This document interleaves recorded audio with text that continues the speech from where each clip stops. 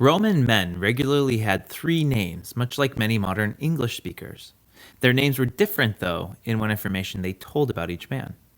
Today it is standard to have three names, like Neil Patrick Harris, where the first name, Neil, is the given name that is used in friendly situations, and the middle name is rarely used, although more frequently as an initial, but this might distinguish two different people from the same family, like George Walker Bush and George Herbert Walker Bush.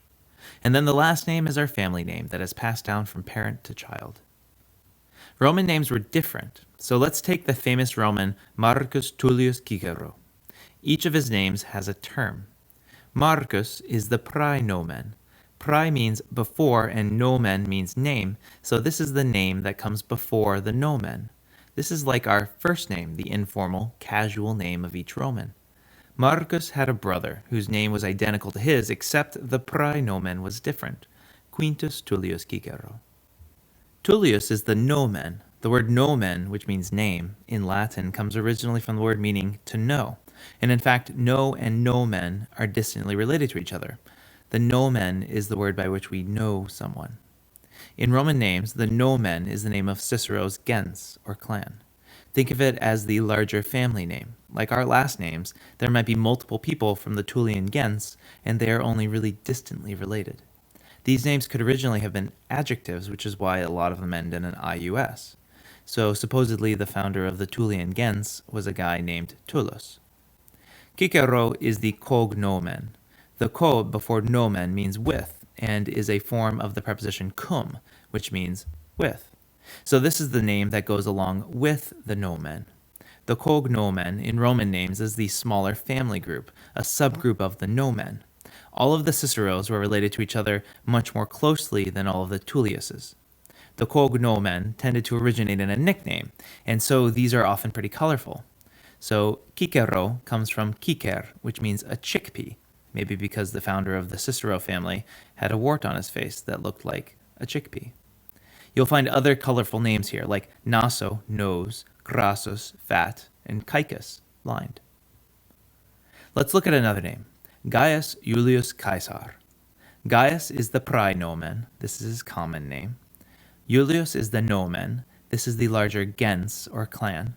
Notice that it ends in an ius. The mythical founder of the Julian clan was the son of Aeneas, Iulus. Caesar is the cognomen. This is the smaller family unit, and Caesar could come from the word meaning hair, because the original founder either had a lot of hair or none at all. It could also come from the word kaido, which means to cut, because, presumably, the founder was born by cesarean section. And so this similarity is where we get the legend that Caesar himself was born by C-section, although that's probably not the case. Sometimes a fourth or fifth name was added. This is known as the cognomen, since it was an added name. This cognomen could be a mark of honor because of a successful military campaign. So we see Romans with cognomina like Macedonicus or Africanus. An cognomen is also given if a Roman was adopted. So these adoptions aren't really like our adoptions today, though, for children whose parents have given them up to adoption agencies. Adoptions were a way of providing heirs to your wealth and showing respect to a fellow Roman. So many Roman emperors were adopted by their predecessors, even though they themselves came from stable families. Upon being adopted, the Roman would take the three names of his adopted father, but he would add an cognomen, his old gens name, but as an adjective, usually ending in a ianus. So the second son of Lucius Aemilius Paulus was adopted by Publius Cornelius Scipio, the son of the famous Scipio Africanus, who defeated Hannibal during the Second Punic War. So he then became known as Publius Cornelius Scipio Aemilianus. When he defeated Carthage in the Third Punic War and made it a Roman province, he was given the second cognomen Africanus, and so he is known to us as Publius Cornelius Scipio Aemilianus Africanus, even though this was not the name he was born with. The same thing worked for Gaius Octavius Turinus. Upon being adopted by Gaius Julius Caesar in 44, he changed his name to Gaius Julius Caesar Octavianus, and we know him as Octavian, the future Emperor Augustus. Often, though, you will see Cicero's name written like this, where the praenomen is abbreviated. Here are the abbreviations for the most common praenomina. Notice that the Romans would use the prime mark, kind of like a quotation mark, to differentiate between Mārcus, which is M, and Manius, which is M prime. Many of the abbreviations are just the first letter, although some have multiple letters. Also, the C and CN abbreviations for Gaius and Naios reinforce the origins of the Roman alphabet from the Etruscans, who did not have a separate letter for C and G. I haven't talked at all about the names of Roman women, though, and that's because in classical times, definitely with respect to their names, Roman women were really second-class citizens. So up until the time of the early empire, Roman women were called by the feminized form of their father's nomen. So the daughter of Mārcus Tullius Cicero was Tullia. The daughter of Gaius Julius Caesar was Julia, as was the daughter of Augustus, since his proper name was Gaius Julius Caesar Octavianus. This got to be a bit trickier when multiple daughters were born in the same family. So if there were just two girls, the Romans would use maior and minor, the older and the younger. If more than three, prima, secunda, tertia, and so forth.